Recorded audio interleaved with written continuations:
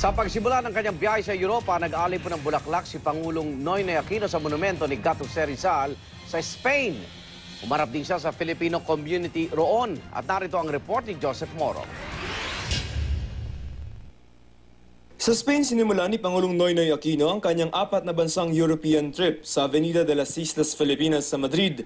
Nag-alay ang Pangulo ng bulaklak sa monumento ni Gato Jose Rizal.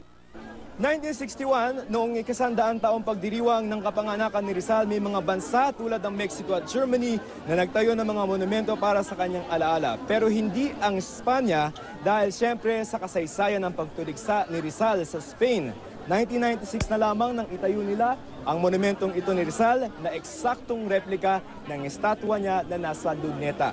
Ang Spain ang unang bansa sa 4 na bansang European trip ni Pangulong Aquino. Nagkaroon ng pagkakataon ng Pangulo na batiin ng mga Pilipinong sumaksi sa wreath laying. Sa pagharap naman niya sa Filipino community sa Colegio Nuestra Señora de las Maravillas, ibinida ng Pangulo ang mga pagbabago sa ekonomiya at lagay ng Pilipinas, pero hindi na iwasan ng Pangulong magbiro. Pati sa larangan ng trapiko po, nagbago na. Lalo malala ang trapiko natin ngayon. Katabi lamang niya si DOTC Secretary June Abaya na hindi rin naiwasang tumawa.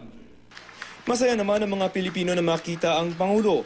Ang 80 anyos na si Catalina de Tormo, 50 years na dito sa Madrid, at nagkataong kaklase pa ng lola ng Pangulo na si Aurora noong 1960s. Ibinigay niya ang isang souvenir program kung saan makikita ang pangalan nilang dalawa. Ang ilan gustong tumakbo ulit ang Pangulo para sa ikalawang termino, may ilan namang tutol dito. Instead of 8 years, na 2 beses. We just have to give chances to others. We like him, no, the president. Bakit? Dahil ay mahal siya namin dahil marami siyang ginawang kagano sa Pilipinas. Mamaya, umaga na Lunes dito sa Madrid, ang dalawang matataas na lider naman ng Spain ang haharapin ng Pangulo, ang hari ng Espanya na si King Felipe VI at Prime Minister Mariano Rajoy. Para sa unang balita, Joseph Morong reporting.